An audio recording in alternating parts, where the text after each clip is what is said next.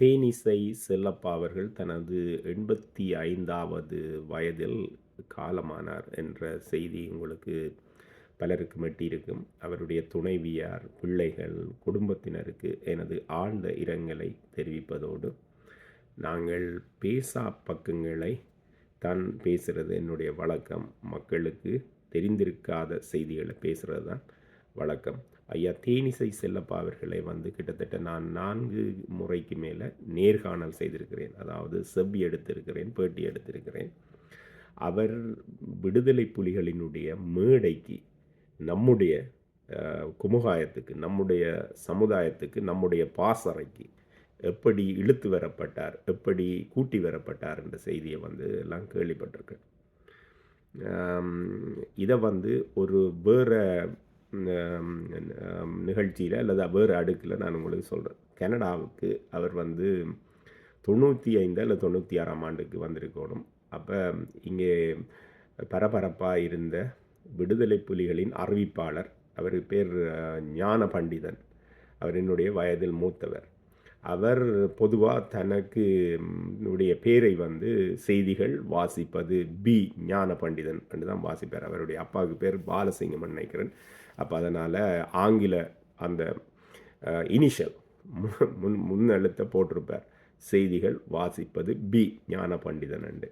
அப்போ அதுக்கு பிறகு தேனிசை செல்லப்பா ஐயா போன பிறகு அவர் செய்திகள் வாசிப்பது ப ஞான பண்டிதன், அதாவது பாலசிங்கம் என்றதுக்கு அந்த முன் எழுத்தை பா என்று சொல்லி போட்டிருப்பார். பாவண்ணா பா.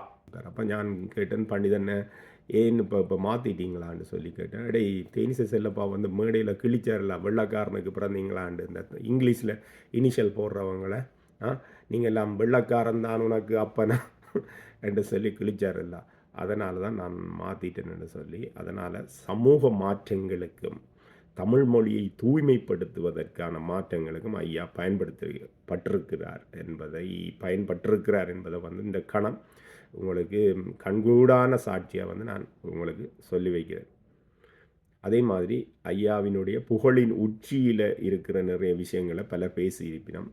ஐயா அதுக்கெல்லாம் தேனிசை செல்லப்பா ஐயா அதுக்கெல்லாம் வர்றதுக்கு அவருடைய அந்த புகழ் உச்சி எழுச்சியும் வீழ்ச்சியும் வீழ்ச்சியும் எழுச்சியும் அப்படியே மாறி மாறி தான் போய்கொண்டிருந்தது. அப்போ நான் முதல்ல அவரை கேட்டிருந்தேன், நான் நீங்கள் எப்படி தமிழீழ விடுதலை போராட்டத்துக்கு இழுத்து வரப்பட்டீர்கள், கூட்டி வரப்பட்டீர்கள், அல்லது அதுக்குள்ள எப்படி நுழைந்தீர்கள் என்று. அப்போ அவர் சொன்னார், தான் சீபா ஆதித்தனார் அவர்களுடைய நாம் தமிழர் கட்சியினுடைய நிறுவனவர் அவர். இப்போ இருக்கிற நாம் தமிழர் கட்சியை நிறுவினவர் சீபா ஆதித்தனார் என்று சொல்லி இருக்கக்கூடிய ஐயா அந்த காலங்களில் நிறுவினவர். அவருடைய அந்த கட்சியில் தேனிசை செல்லப்பா ஒரு பாடகராக இருந்திருக்கிறார். அப்போ உணர்ச்சி கவிஞர் காசி ஆனந்தன் ஐயா தான் அங்கே பாடல்கள் எழுதியிருக்கிறார். அதுக்கு முன்னாடி இவர் ஒரு கருப்பு சட்டை காரணம் தான் இவரை சொல்கிறது. அதாவது தந்தை பெரியாரனுடைய இயக்கத்திலே திராவிடர் கழகத்திலே பாடக்கூடிய ஒரு திராவிடர் கழக பாடல்கராக தான் இருந்திருக்கிறார். அப்போ நாம் தமிழர், அப்போ இருக்கிற நாம் தமிழர், இப்போ இருக்கிற நாம் தமிழர், அப்போ இருக்கிற நாம் தமிழருக்கு பாடியிருக்கிறார். அப்போ பாடும்போது தான் இந்த தமிழர் படைதான் மரப்படை, குலமானம் ஒன்றுதான் அடிப்படை, வெறிகொள் தமிழர் புலிப்படை, அவர் வெல்வார் என்பது வெளிப்படை என்று காசியானந்தனுடைய அந்த பாடல்களை எல்லாம் பாடினது. அப்போ சீபா ஆதித்தனார் அவர் தான் உணர்ச்சி கவிஞர் என்ற பேரை நம்முடைய காசியானந்தன் ஐயாவுக்கு முதல்ல கொடுத்து, அதே மாதிரி தான் தேனிசை செல்லப்பான்ற அந்த இதையும் அவர் தான் கொடுத்துருக்கோன்னு நான் நினைக்கிறேன். ஆனால் நான் அதை என்னோட நினைவு வடிவாக வேறு இதில்.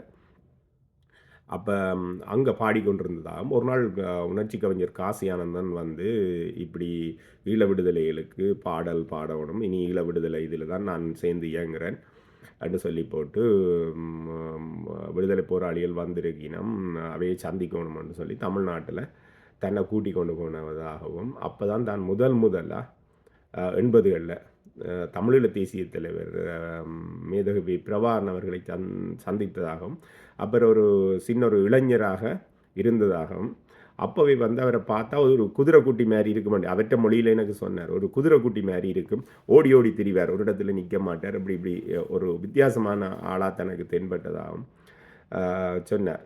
அதுக்கு பிறகு வந்து காசி ஆனந்தன் ஐயாவினுடைய உந்துதலால் தான் விடுதலை புலிகளின் பாடல்களை பாடியதாகவும் சொன்னார். அப்போ அந்த காலத்திலேயே வந்து தமிழீழ தேசிய தலைவர் வந்து தேனிசை செல்லப்பாவினுடைய அந்த பாடல்களை வந்து துப்பாக்கியும் தோட்டாவும்னு தான் சொல்லுவாராம். அதாவது துப்பாக்கியும் தோட்டாமன்னா உங்களுக்கு தெரியும் தானே, இது அது வந்து ஒரு அந்த தோட்டாவுக்கு சரியான வீச்சு இருக்குது. அப்போ தேனிசை செல்லப்பா அந்த அதாவது கவிஞர் காசி ஆனந்தனுடைய அந்த வரிகள் தேனிசை செல்லப்பா என்ற ஒரு இந்த துப்பாக்கி மூலமாக செலுத்தப்படும் போது அது மக்களுக்கு ஒரு ரவைகள் மாதிரி வந்து விழும். அப்படியான அந்த இதில் தான் துப்பாக்கியின் தோட்டாமன் அந்த இதில் தான் சொல்லியிருக்கிறேன். அது துப்பாக்கியின் தோட்டாவும் பிறகு 90களின் இறுதி பகுதியில் வந்து அது ஒரு சின்ன பிரச்சனையால் அவையில் 2 பேரும் சேர்ந்து இயங்க முடியாமல் போன சூழல் வந்து நமக்கு ஒரு தமிழ் தேசிய இனத்துக்கு வந்து மிகவும் ஒரு துர்ப்பாக்கியமான ஒரு நிலைமை. அப்போ ஐயா அப்படியே வரும்போது 1991ஆம் ஆண்டு ரஜீவ்காந்தியினுடைய கொலை வந்து தமிழ்நாட்டில் நடக்குது. அப்போ விடுதலை புலிகள் ஆதரவாளர்களை வந்து இந்த கியூ பிரிவு எனப்படும் கியூ பிரான்ச்னு சொல்லுவினோம், அங்கே இந்திய புலனாய்வுத்துறை எல்லாம் வந்து வேட்டையாடுறாங்க, வேட்டை நாய் மாதிரி ஆடுறாங்களா. அங்கே பெரிய ஒரு பிரளயமே நடக்குது. விடுதலை புலிகளுக்கு முந்தி ஆதரவு செய்தவங்களை எல்லாரையும் வந்து சும்மாவை கேட்டு கேள்வி இல்லாமல் ஜெயிலில் கொண்டு அடைக்கிறது, சுடுமணலில் படுத்துறது, ஐஸ் கட்டியில் படுத்து அடிக்கிறது, இப்படியான இதுகளையெல்லாம் செய்து வந்திருக்கிறார். அப்போ ஒரு நாள் தேனிசை செல்லம்மா அவர்களுக்கு வந்து ரோட்டில் ஒரு தாச்சி சட்டியோடு போயிருக்கிறார். ஒரு சரியான முடியாமல் தாச்சி சட்டியோடு போயிருக்கிறார். என்னத்துக்கு போனார்ன்னு சொல்லி வேல் ஐயா எங்கே போகிறீங்கன்னு சொல்லி கேட்டோன்னே நிப்பாட்டி தமிழ் உணர்வாளர்கள் கேட்டோன்னே அவர் அழத் தொடங்கிட்டார். அப்போ அந்த அதாவது பசி கொடுமை, வறுமையின் கொடுமையால், அதாவது இந்த இந்திய புலனாய்வாளர்கள் வந்து வேலையெல்லாம் ஒடுக்கி எங்கேயும் போக விடாமல் ஒரு நிகழ்ச்சியிலும் இல்லை. அவருக்கு நிகழ்ச்சி செய்தால் தானே சாப்பாடுக்கு காசு வரும், ஏதாவது வரும். அப்போ அவர் முந்தி திராவிடர் கழகத்தில் இருக்கைகளையும் வந்து நிறைய பெரிய அதாவது ஒரு பெரிய காசுக்காரனாவோ பணக்காரனாவோ இருக்கையில் பிறகு பிற்காலத்தில் தான் விடுதலை புலிகளுக்கு பாட வலிக்கிட்டோன்னு தான் பெரிய இதாக வந்து அதாவது கொஞ்சம் வசதியாவது வந்தார். அப்போ அந்த காலத்தில் அவருக்கு அப்படி இல்லை. அப்போ அவர் சாப்பாட்டுக்கு காசு இல்லாமல் வீட்டில் இருக்கிற இரும்பு தாச்சியை வந்து விற்கிறதுக்கு கொண்டு போயிருக்கிறார். அப்போ இவியல் கேட்டோன்னே அவருக்கு அழுக வந்துட்டுது. அதுக்கு பிறகு நிலைமை மாறி ஓரளவு உதவிகள் கிடைச்சி நல்லா வந்துட்டார். அந்த கால பகுதியில் தான் உணர்ச்சி கவிஞர் காசி ஆனந்தன் ஐயாவும் வந்து ரஜீவ்காந்தியின் அந்த கொலையை அடுத்து வந்து ஒரு நாள் ரோட்டில் வந்து மயங்கி விழுந்து கிடந்திருக்கிறார். அதில் ஒரு கூலி வேலை செய்கிற ஒரு பெண் வந்து இவர் கவிஞர், இவ்வளோ பெரிய கவிஞர் தெரியுமா என்று சொல்லி அவருக்கு தண்ணி தெளித்து ஆட்டோ ஒன்றில், அதாவது தானி என்று சொல்கிறது ஆட்டோ ஒன்றில் ஏற்றி கொண்டு போய் வீட்டை விட்டுருக்கிறார். அப்போ தமிழ்நாட்டில் இப்போ பல இதுகளை எல்லாரையும் பேசுவினோம். அந்த காலத்தில் வந்து கண்டுகொள்ளாமல் தான் இருந்திருக்கணும். காசி ஆனந்தன் என்று சொல்லி, அதாவது பாவேந்தர் பாரதிதாசனுக்கு பிறகு உணர்ச்சி கவிஞர் காசி ஆனந்தன் தான் என்று சொல்லி சீபா ஆதித்தனார் இல்லை தமிழ்நாட்டு மேடைகளில் பலரும் முழங்கினாலும் ரஜீவ்காந்தியின் கொலையை அடுத்து காசி ஆனந்தன் பசியில் தெருவில் மயங்கி கிடந்திருக்கிறார். ஒரு கூலி வேலை செய்கிற ஒரு பெண் இவ்வளவு பெரிய கவிஞர் தெரியுமான்னு, ஒரு சாமானிய பெண். அப்போ இந்த பெரிய பெரிய ஆக்களாக இருந்த நீங்கள் எல்லாம் உங்களை பற்றி எங்களுக்கு தெரியுது, விளங்கு தானே? அப்போ அப்படி தான் இருந்திருக்கிறீங்க. அப்படி தான் இந்த வரலாறு வந்து தோண்டி பார்த்தோம்னு சொல்லி சொன்னால் மிக மோசமான பக்கங்கள் எல்லாம் இருக்குது. அப்போ தேனிசை செல்லப்பா அப்படியே வந்து கொண்டு இருக்கும்போது தான் ஒரு நாள் கேட்டேன்னு சொல்லி மேடையிலையும் சொல்லியிருப்பார், என்னுடைய பேட்டியிலையும் சொன்னார். என்னென்றால் காசி ஆனந்தன் ஐயா எழுதின அந்த பாடல், அந்த இந்திய இராணுவம் வெளிக்கிட்ட பிறகு நினைக்கிறேன் அந்த பாடல் வந்து எழுதியிருக்கிறார். என்ன பாட்டுன்னு சொன்னால், விடுதலை புலி தங்கச்சி உன் வீர எழுச்சி தமிழீழ புரட்சி கொடிய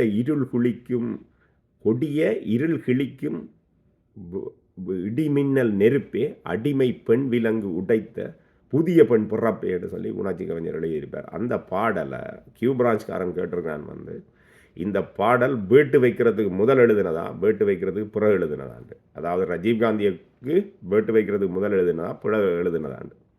இப்போ இவர் அதுக்கு பதில் சொன்னோன்னா அவன் சொல்லியிருக்கிறான், இவன் எப்படி கேட்டால் உண்மை சொல்ல மாட்டான். கொண்டே ஐஸ் கட்டியில் படுத்தி பெரிய கொட்டனால் அடித்தா தான் இவனுக்கு உண்மை சொல்லுவான்னு சொல்லியிருக்கிறார். இவர் தான் மனசுக்குள்ள நினைச்சாரா, நீ என்னத்தை அடித்தானே அடிச்சுட்டு போ, நான் பாடுறது நம்முடைய தேசம் விடுதலை அடைகிறதுக்குன்னு சொல்லி. இப்படி ஒரு வரலாறு சுமந்து வந்த தேனிச செல்லப்பா ஐயா வந்து இப்போ காலமாக இருக்கிறார். பட் ஏன் 2009ஆம் ஆண்டுக்கு பிறகு அவர் வந்து மறைக்கப்பட்டார்? இப்போ கோவை கமலா அம்மா எல்லாம் வந்து நீங்கள் பார்த்தீங்கன்னா ஓரிரு பாடல்கள் தான் ராஜகோபுரம் எங்கள் தலைவர் அப்படியான பாடல் தான் பாடியிருக்கிறார். ஆனால் அவையில் வந்து இந்த சமூகம் தூக்கி வச்சு போட்டுது. இவர் வந்து நம்மகிட்ட இருந்து மறைக்கப்பட்டிருக்கிறார் அல்லது நம்மகிட்ட இல்லை. அது சம்பந்தமான விஷயங்களை ஏனென்று சொல்லி பிறகு இன்னொரு காணொளியில் பார்ப்போம். அப்போ ஐயாவினுடைய இந்த வரலாற்று செய்திகளை எல்லாம் வந்து நீங்கள் நெஞ்சிலேருந்துங்க. உங்களுக்கு நான் இதில் சொல்லாத செய்திகளையும் வந்து கீழே பதிவிடுங்க. அப்போ வேறு பார்க்குறாக்களுக்கு அதில் தெரிஞ்சு கொள்றதுக்கு வாய்ப்பாக இருக்கும். நாமார்க்கும் குடியெல்லோம் நம்மனே அஞ்சோம். நன்றி, வணக்கம், வாழ்தல் இனிது. ஐயாவினுடைய புகழ் ஓங்கட்டும். ஆழ்ந்த இரங்கல். வணக்கம்.